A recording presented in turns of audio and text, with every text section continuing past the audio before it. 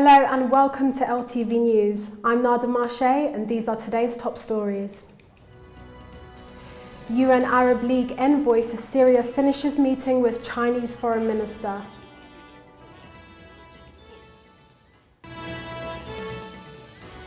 Superstorm Sandy cuts power to 8.1 million homes through New York and Canada.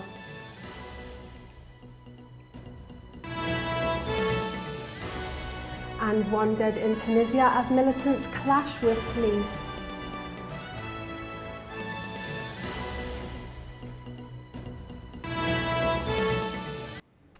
Starting off with our stories from the Middle East.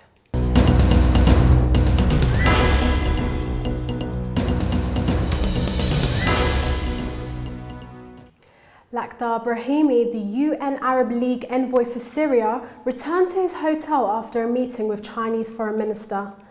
The envoy arrived in the Chinese capital for a two-day trip after visiting Moscow, as Syrian president kept up airstrikes against the rebels. He said in Moscow, after meeting with Russian Foreign Minister, that he had disturbed the broken truce in Syria over the three-day Eid al-Adha holiday, but that there was no immediate pain to send the peacekeepers to the Middle Eastern country. China has been keen to show it does not take sides in Syria, has urged the government there to talk and the opposition to take steps to meet demands for political change.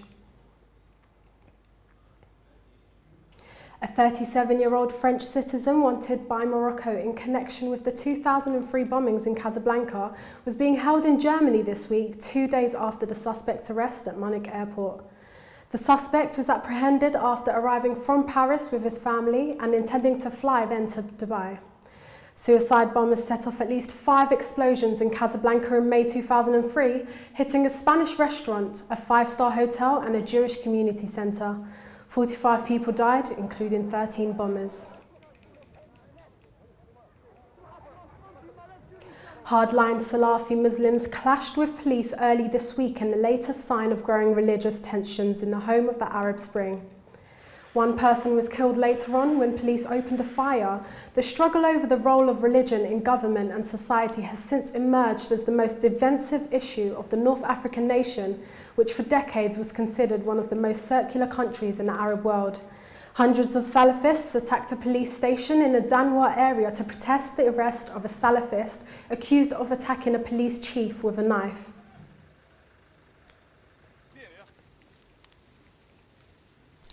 Libyan military plans to purchase $129 million worth of air defense system from a French company, reported a British magazine. The report, however, did not provide detailed information about the French company, but said that a French company was chosen for the deal just to repay France's leading role for former Libyan Muammar Gaddafi. According to a senior commander of the Libyan National Army, Libya would not sacrifice the state interest in the purchase.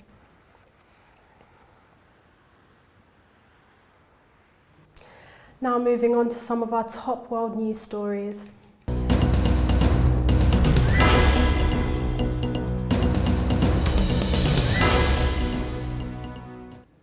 Millions of people across the US are stricken by massive Storm Sandy and attempt to resume normal lives this week as companies, markets and airports reopen.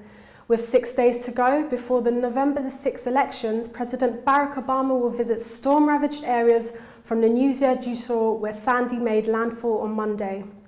Sandy, which has killed 40 people in the United States, remains slowed over Pennsylvania, and it was expected to move north into New York and Canada. Battered by a storm surge of nearly 14 feet of water, swaths of New York City police used helicopters to pluck stranded residents from rooftop. There was total darkness in the Queens, where massive fire gutted at least 80 houses. More than 8.2 million homes and businesses remained without electricity as trees toppled by fierce winds.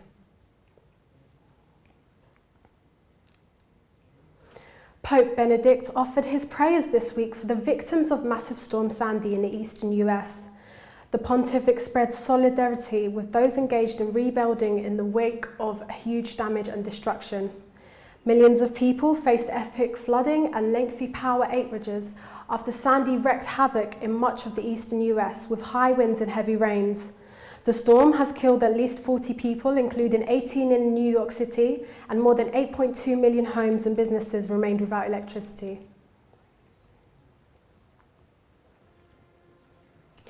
Hours before the Turkish Prime Minister Tayyip Erdogan was meet with Chancellor Angela Merkel this week, 2,500 demonstrators protested against the visit in Berlin, according to police.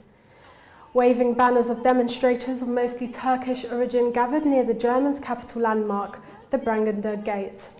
One demonstrator said that he wanted to hunger strikes in prisoners in Turkey, adding that she and others had promised themselves to protest against him if Erdogan came to the country again.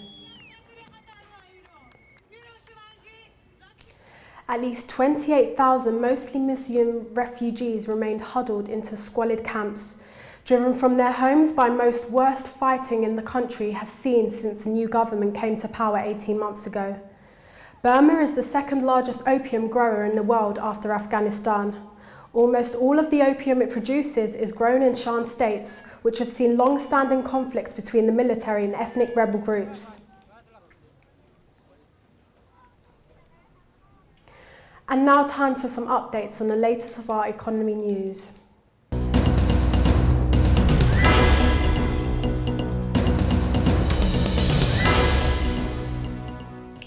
Greek tourism rebounded over July and August, exceeding expectations and partly making up for the losses of May, when political instability and uncertainty over the county's Euro membership caused bookings to plummet. But the high numbers came at cost, as many businesses and tour operators offered discounts to entice last-minute bookers to its sunny shores. It is expected that just over 16 million tourists will have visited Greece by the end of the year, according to Association of Greek Enterprises. For the island of Kos, one of Greece's top tourist destinations, the losses of May and June weighed heavily on its inhabitants, who largely made their living from tourism. The world's major economies must push on with consolidation. Lagarde said that the industrialised world had emerged from the financial crisis, whilst emerging countries had contributed but to more global growth. But we're now being affected by slower growth as well. Merkel said global economic recovery remained uncertain. Leaders are also urged increased trade, liberalisation, and a key to stimulating global growth.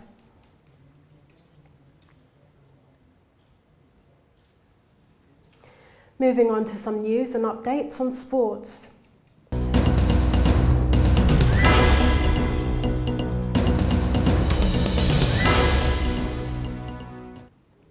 A joyous Kabul crowd invaded the ring to celebrate at a local victory in Afghanistan's first professional boxing match after Hamid Rahimi beat Tasmanian 7 rounds on Tuesday.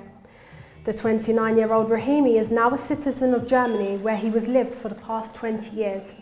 And he has been working for nearly 2 years on the Fight for Peace project. During their 5 years of rule in Afghanistan, the Taliban bitterly opposed to sport and entertainment, outlawed boxing as un-Islamic, but later allowed limited contact fighting, which prohibited strikes to the face.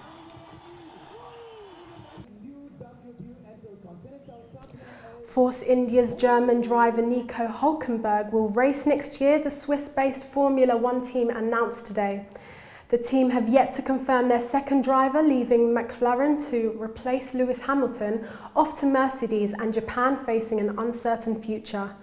Mexican Esteban Guitez, the current test and reserve driver in a heavily Mexican-backed team, appears the front-runner for the second seat and will take part in a young driver test after this weekend's Abu Dhabi Grand Prix. Wednesday's announcement had been open secret in the paddock for weeks. Hülkenberg is currently the 12th in the championship, 4th place in the Belgian Grand Prix, being his season's best. And finally, here's some news on our top art stories.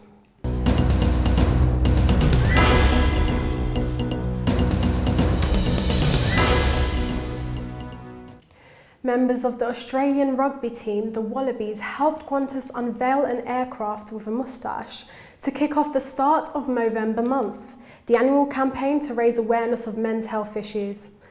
The Boeing sporting a giant moustache and the logo of the Prostate Cancer Foundation of Australia on the side will fly around the country during November to raise awareness of prostate cancer and men's mental health.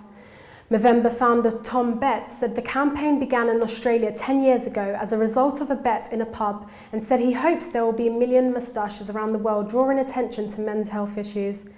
The IA for Research on Cancer says prostate cancer is the second most common cancer in men after lung cancer.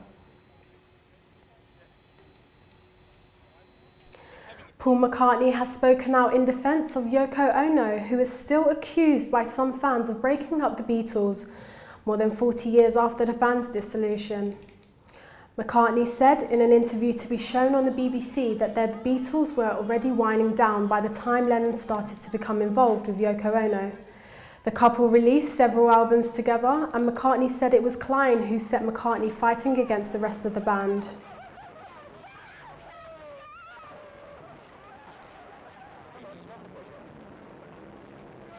That brings us to the end of today's news, but before we go, here's a reminder on today's top stories. UN Arab League envoy for Syria finishes meeting with Chinese Foreign Minister.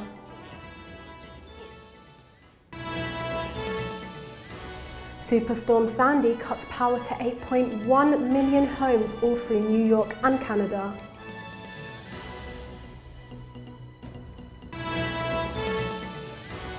And 1 dead in Tunisia as militants clash with police.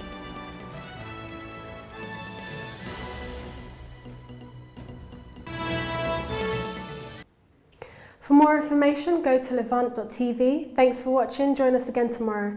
So from all of us here, goodbye.